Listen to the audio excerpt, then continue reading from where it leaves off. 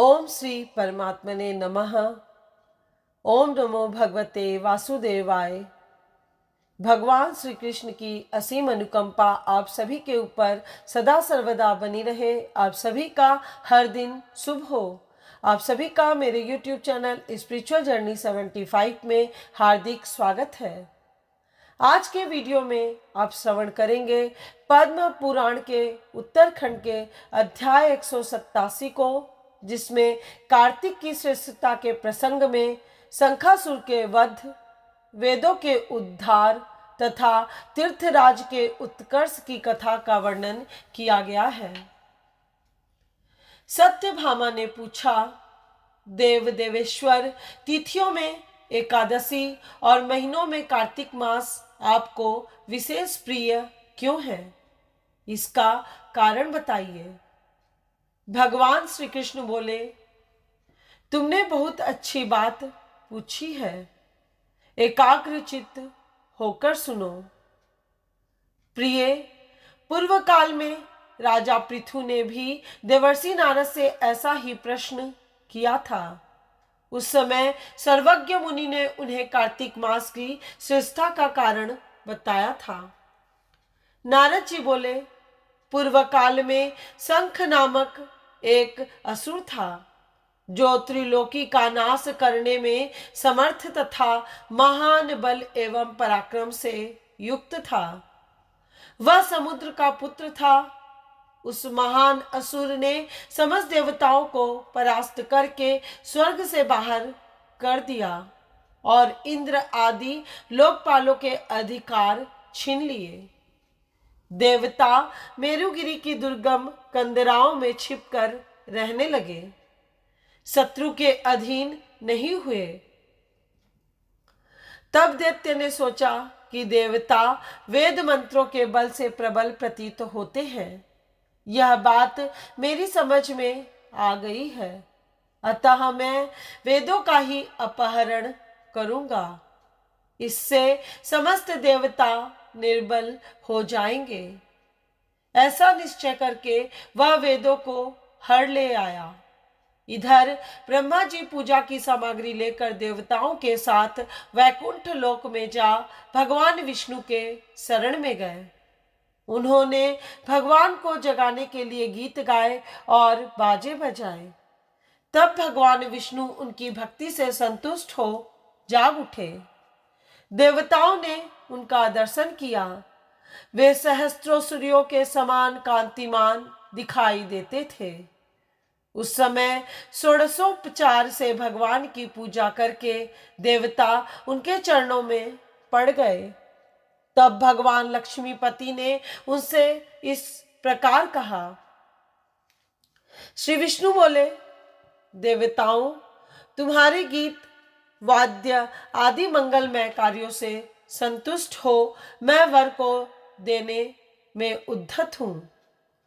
तुम्हारी सभी मनोवांछित कामनाओं को पूर्ण करूंगा। कार्तिक के शुक्ल पक्ष में प्रबोधनी एकादशी के दिन जब एक पहर रात बाकी रहे, उस समय गीत वाद्य आदि मंगलमय विधानों के द्वारा जो लोग तुम्हारे ही समान मेरी आराधना करेंगे, वे मुझे प्रसन्न करने के कारण मेरे समीप आ जाएंगे। शंखासुर के द्वारा हरे गए संपूर्ण वेद जल में स्थित हैं। मैं सागर पुत्र शंख का वध करके उन्हें ले आऊंगा।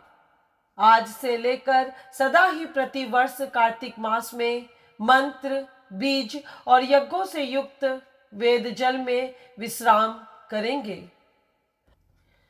आज से मैं भी इस महीने में जल के भीतर निवास करूंगा। तुम लोग भी मुनीश्वरों को साथ लेकर मेरे साथ आओ। इस समय जो श्रेष्ठ विदिज प्रातः स्नान करते हैं, वे निश्चय ही संपूर्ण यज्ञों का अवृत स्नान कर चुके। जिन्होंने जीवन भर शास्त्रोक्त विधि से कार्तिक के उत्तम व्रत का पालन किया हो, वे तुम लोगों के भी माननीय हो।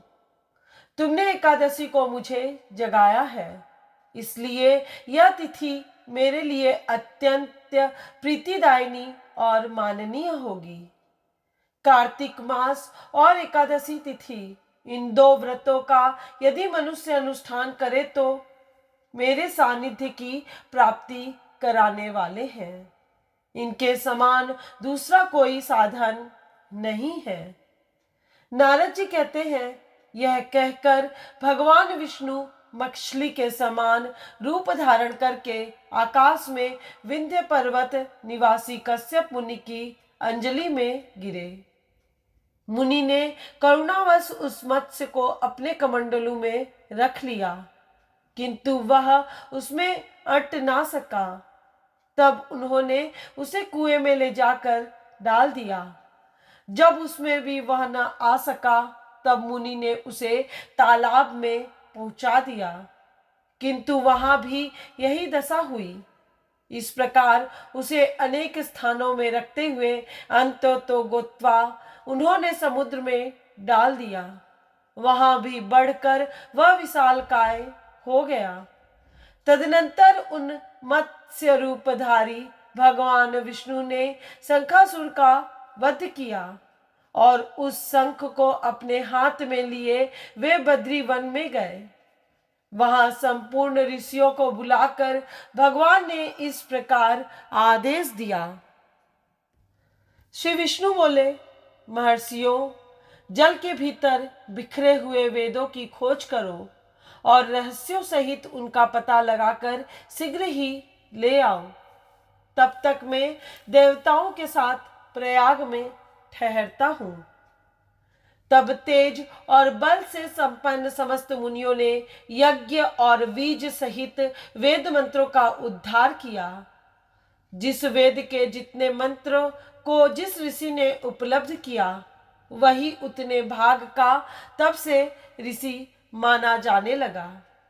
तदनंतर सब मुनि एकत्रित होकर प्रयाग में गए तथा ब्रह्मा जी सहित भगवान विष्णु को उन्होंने प्राप्त किए हुए वेद अर्पण कर दिए।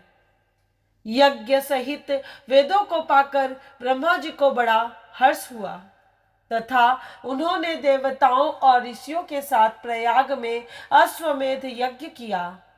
यज्ञ की समाप्ति होने पर गंधर्व, यक्ष, किन्नर तथा गुह्यकों को पृथ्वी पर साष्टांग प्रणाम करके यह प्रार्थना की। देवता बोले, देवादिदेव जगन्नाथ प्रभो, हमारा निवेदन सुनिए। हम लोगों के लिए यह बड़े हर्ष का समय है, अतः आप हमें वरदान दें। रमापते, इस स्थान पर ब्रह्मा जी को खोए हुए वेदों की प्राप्ति हुई है तथा आपकी कृपा से हमें भी यह यज्ञ भाग उपलब्ध हुआ है। अतः यह स्थान पृथ्वी पर सबसे अधिक श्रेष्ठ और पुण्यवर्धक हो। इतना ही नहीं, आपके प्रसाद से यह भोग और मोक्ष का भी दाता हो। साथ ही यह समय भी महान पुण्यदायक और ब्रह्म हत्यारे आदि की भी शुद्धि करने वाला हो। इसमें दिया हुआ सब कुछ अक्षय हो, यही वर हमें दीजिए। भगवान विष्णु ने कहा, देवताओं, तुमने जो कुछ कहा है उसमें मेरी भी सम्मति है, अतः तुम्हारी इच्छा पूर्ण हो। यह स्थान आज से ब्रह्म क्षेत्र नाम धारण करे। सूर्य वंश में उत्पन्न राजा भगीरथ यहाँ गंगा को ले आएंगे और वह सूर्य कन्या यमुना जी के साथ यहाँ मिलेगी। ब्रह्मा जी सहित तुम संपूर्ण देवता भी मेरे साथ यहाँ निवास करो। आज से यह तीर्थ तीर्थराज के नाम से विख्यात होगा। यहाँ किए हुए दान, व्रत, तप, होम, जप और पूजा आदि कर्म अक्षय फल के दाता और सदा मेरी समीपता की प्राप्ति कराने वाले हो। 7 जन्मों में किए हुए ब्रह्म हत्या आदि पाप भी इस तीर्थ का दर्शन करने से तत्काल नष्ट हो जाए। जो धीर पुरुष इस तीर्थ में मेरे समीप मृत्यु को प्राप्त होंगे वे मुझ में ही प्रवेश कर जाएंगे, उनका पुनर्जन्म नहीं होगा। जो यहाँ मेरे आगे पितरों के उद्देश्य से श्राद्ध करेंगे उनके समस्त पितर मेरे लोक में चले जाएंगे। यह काल भी मनुष्यों के लिए महान पुण्यमय तथा उत्तम फल प्रदान करने वाला होगा। सूर्य के मकर राशि पर स्थित रहते हुए जो लोग यहाँ प्रातः काल स्नान करेंगे उनके लिए यह स्थान पापनाशक होगा। मकर राशि पर सूर्य के रहते समय माघ में प्रातः स्नान करने वाले मनुष्यों के दर्शन मात्र से सारे पाप उसी प्रकार भाग जाते हैं जैसे सूर्योदय से अंधकार। माघ में जब सूर्य मकर राशि पर स्थित हो उस समय यहाँ प्रातः स्नान करने पर मैं मनुष्यों को क्रमशः सालोक्य, सामीप्य और सारूप्य तीनों प्रकार की मुक्ति दूंगा। मुनीश्वरों, तुम सब लोग मेरी बात सुनो। यद्यपि मैं सर्वत्र व्यापक हूँ तो भी बद्रीवन में सदा विशेष रूप से निवास करता हूँ। अन्यत्र 10 वर्षों तक तपस्या करने से जिस फल की प्राप्ति होती है वही वहां एक दिन की तपस्या से तुम लोग प्राप्त कर सकते हो। जो नरश्रेष्ठ उस स्थान का दर्शन करते हैं वे सदा के लिए जीवन मुक्त हैं, उनके शरीर में पाप नहीं रहता। नारद जी कहते हैं, देव भगवान विष्णु देवताओं से इस प्रकार कहकर ब्रह्मा जी के साथ वहीं अंतर्ध्यान हो गए तथा इंद्र आदि संपूर्ण देवता भी अपने अंशों से वहां रहकर स्वरूप से अंतर्ध्यान हो गए। जो शुद्ध चित्त वाला श्रेष्ठ पुरुष इस कथा को सुनता या सुनाता है वह तीर्थराज प्रयाग और बद्रीवन की यात्रा करने का फल प्राप्त कर लेता है। आज की यह कथा यहीं पूर्ण हुई। इस चैनल के अगले वीडियो में आप जरूर सुनिए पद्म पुराण के उत्तरखंड के अध्याय 188 को, जिसमें कार्तिक मास में स्नान और उसके पूजन की विधि का वर्णन किया गया है।